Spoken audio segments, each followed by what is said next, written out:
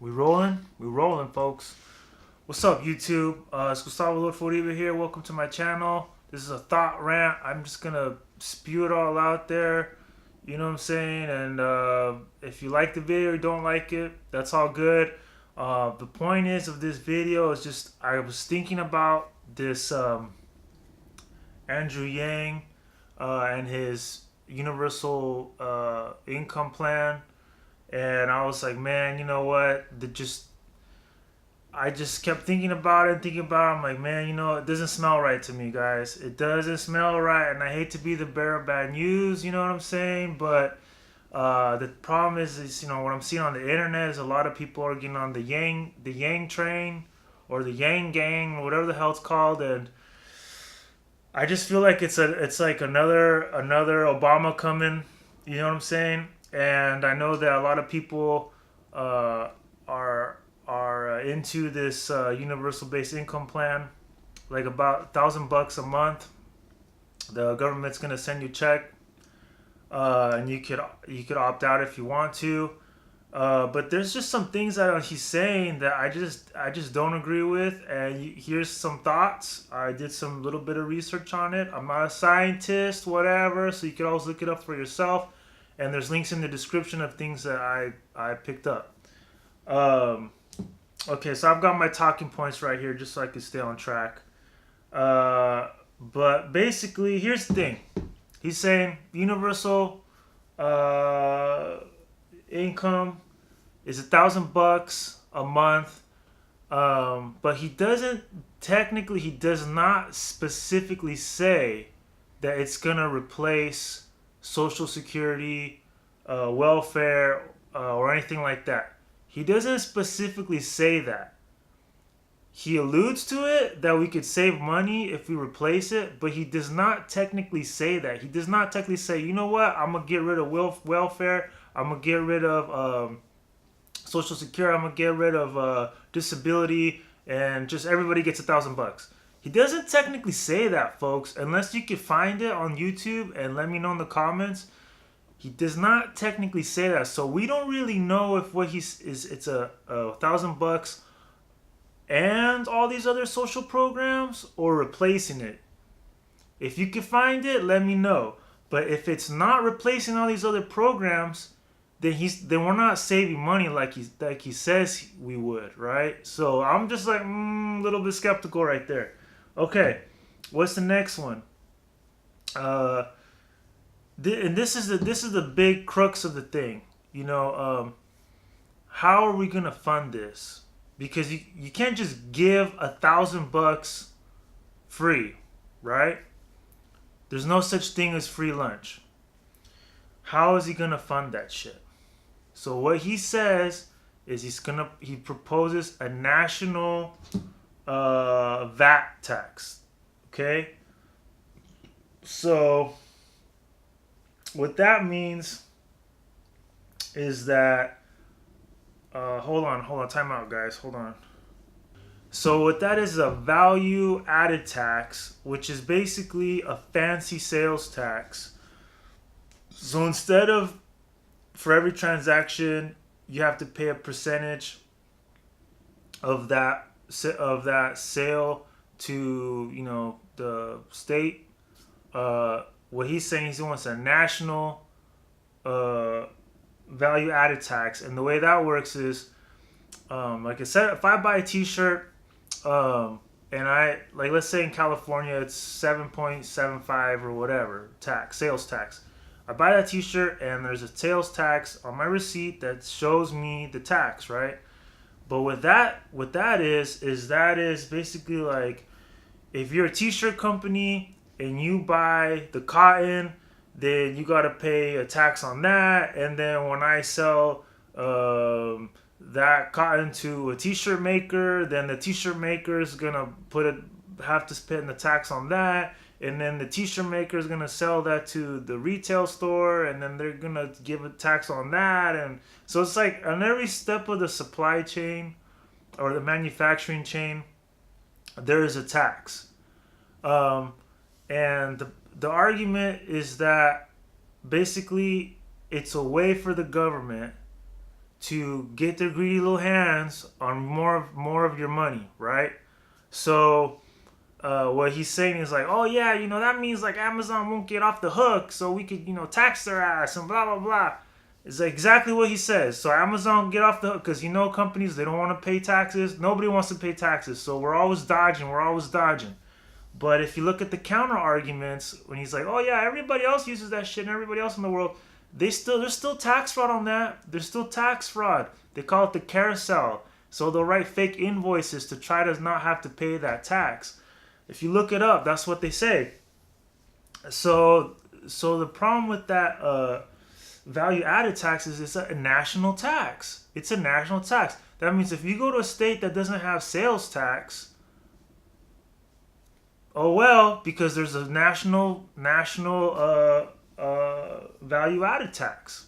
So that's just another way to get their hands deeper into your pockets, bro. And if you look at what the research that countries that impose that tax, they usually raise it. They usually end up raising it, right? So what does that mean? That means that you're gonna be paying when you buy something. Let's say you buy a T-shirt and it just says $10. $10 for the T-shirt. The tax is already in the price. The tax is already in the price. We don't know how much the tax is. We don't. It's not on the receipt. It's like we don't know how much this guy paid and that guy paid and that guy paid and that guy paid.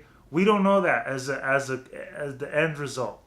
Another couple things is that for service industries, it's a little bit tricky with that. I read a little bit on that, but basically, it's just a fancy sales tax that's a better way of stealing your money. That's what it is. That's what taxes are, right? Okay, what's the next point? Let's get to the next point. All right. Now, there was another point real quick that I'm just going to add real quick. When he said, when he was on the news or whatever, and then they're like, well, Alaska, it works in Alaska. Well, the income tax, I looked it up a little bit, and that's not necessarily accurate. It's kind of like apples to oranges.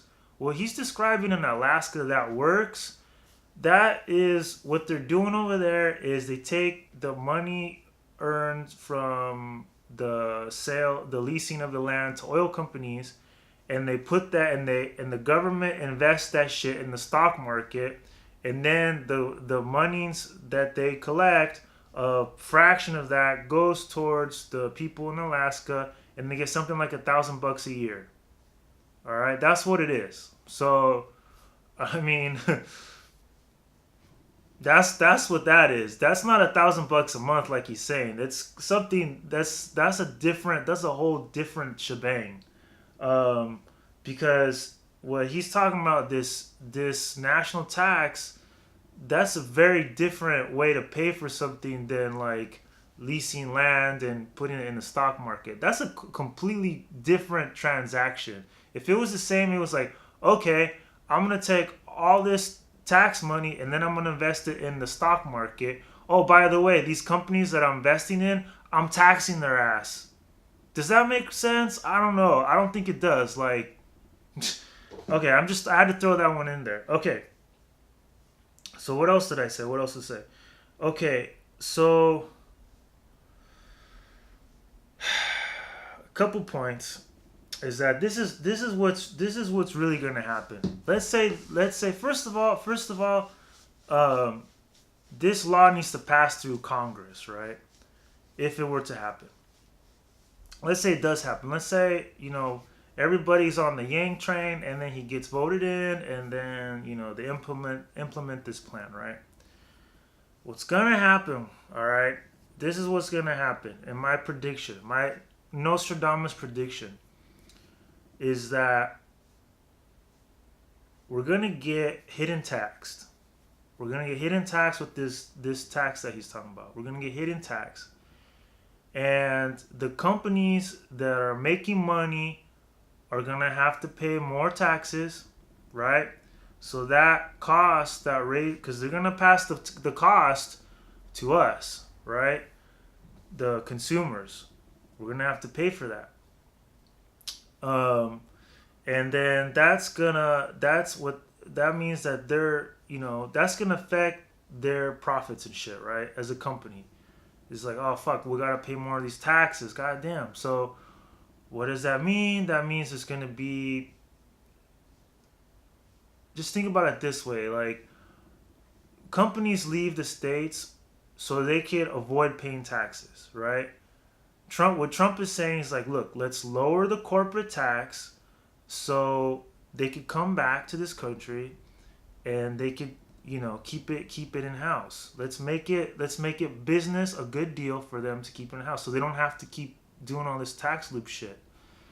But what this is saying is like, no, we're actually not going to give you more of a break. We're actually going to raise the taxes to make sure that we can collect that shit, right? To make sure that we can collect that shit. So, I mean, companies are going to be like, oh, fuck, all right, more taxes. And then they're going to be like, well, should we stay here? Should I stay? Should I go now? They don't have to stay if they don't want to. That's going to hurt the economy, right? That's going to hurt the economy. The other point that I wanted to make is that just because we get $1,000 a month extra, it doesn't mean that that's going to change the ratio of supply and demand. What do I mean by that? If there's okay, let's say you live in California, right? Or New York or whatever, and the rent is too damn high, right? Why is the rent too damn high? A few factors. One, there's a shortage of housing, right? Because there's so many fucking people, right? Two, there's strict rent control laws, so it's hard to kick people the fuck out so you could develop the land. And if you could develop lower income housing, it's the profits aren't there for a company to actually do that. Like you say, people always complain, it's like, how come they're making $1 million condos, but they're not making like affordable housing for families or whatever? Because think about it, if you have this much land, how much money can you make off this land?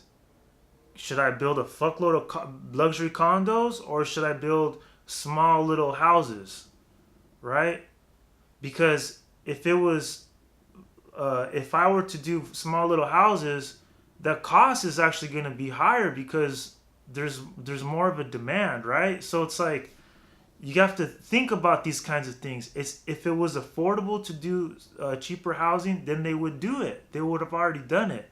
But it's hard. It's like to develop land. You gotta put yourself in the shoes of a developer. It's just like you gotta get all these permits. You gotta get the workers. You gotta pay the workers. You gotta pay the materials. You have to kind of like already kind of pre-sell it and get funding. I mean, there's a lot of things that are in the loop, right?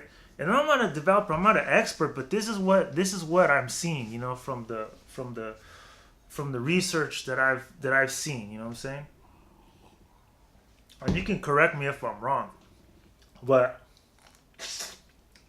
people think that it's fucking black and white, and it's not. It's not black and white. And the rent control doesn't help. It does not help, because like I said, when you have housing where you can't kick people the fuck out, how are you gonna renovate the home? You can't kick them out, right? That's a lot of homeowners they struggle with, and it's like, it's like if you go and raise the rents a small percentage for rent control, it's like, I mean, you got to think. It gets to the point where it's just like they don't want to do business, right? It's like companies. It's like if it's not profitable to do business, any company, any person, if it's not profitable, if it's not worth your time and effort, then what's the point? That's the whole point of this conversation here. So, going back to this universal income thing, if the housing, let's say there's 100 houses in your neighborhood, right? And there's a fuckload of people, right? That's why the rent's so damn high. If everybody gets an extra $1,000 a month, There's still the same demand, but now we can pay more, right? What do you think is gonna happen to the price of the housing? The person's gonna be like, well, there's still a fuckload of demand. I mean, probably gonna have to raise those prices. So it's like the inflation's gonna go up, guys. I mean, it doesn't take a fucking rocket science to figure that out. Every time they raise the minimum wage and shit like that, inflation. Right now in LA, like the gas is like what, 450 ish, you know. It's just like just think about it. You get a 6 figure job in LA doing coding, right? But the rent is like $3,000 for a 1 bedroom, 3 to 5,000 for a 1 bedroom for a luxury fucking condo. Then you try to get a low housing condo if you can, and then you read the reviews, and it's like, oh man, they don't want to fix this, they don't fix that, they don't fix this. There's bums all over the parking lot, shit like that. I mean, that's the reality. That's the reality. So there it is, folks. Okay, so let me wrap this up here, and this is what we really need. And if you listen to some, these other, um, conservative economists, what we really need is a gold-backed system, right? Where every dollar is backed by gold. We don't have that right now. So we can just print money, print money, print money, print money, print money, print money, and we owe the Federal Reserve. We're just printing money, and it's like, oh fuck, how much should we owe you? Fuck it, I don't know. Just fuck it, we'll just owe you whatever. That's how it works, right? So is that $1,000 a month gonna fix that? No, it's not. It's not addressing the problem. The problem is that we're indebted to this fucking Federal Reserve, and as we don't have a gold-backed dollar. That's the problem. That's problem number one. The other problem, let me check my notes, is that the other problem is that we have too many goddamn taxes. We have too many goddamn taxes. We have an unconstitutional income tax. Unconstitutional, right? Guys, taxes, taxes, taxes, taxes. Why the fuck do you think the American Revolution happened? They didn't want to pay all these fucking taxes. That was the Boston Tea Party. They're like, fuck this shit. Another tax, let's throw this shit off the fucking boats. Am I wrong here? I mean, isn't that what they taught us in school? Like, because they were just tired of paying fucking taxes? Taxation without representation? So for all you Yang gangers or whatever, what he's saying is not solving the problem. It's not. Trump, on the other hand, if he gets us on a gold-backed dollar, I don't know if it's in the works or not, then that would be a good plus. He's trying to, like I said, lower the corporate tax. He's trying to deregulate, trying to, do more domestic oil production. Which is funny because a lot of people are against domestic oil production, but then they want to vote for Yang, and he's always referencing the Alaskan thing. So I don't understand that. So I don't know. So those are my thoughts. And if you disagree with me, go for it. I like to hear on the comments. I just would hate to. See this country go into this socialism nightmare, because socialism doesn't work. It doesn't work, guys. Thanks for watching.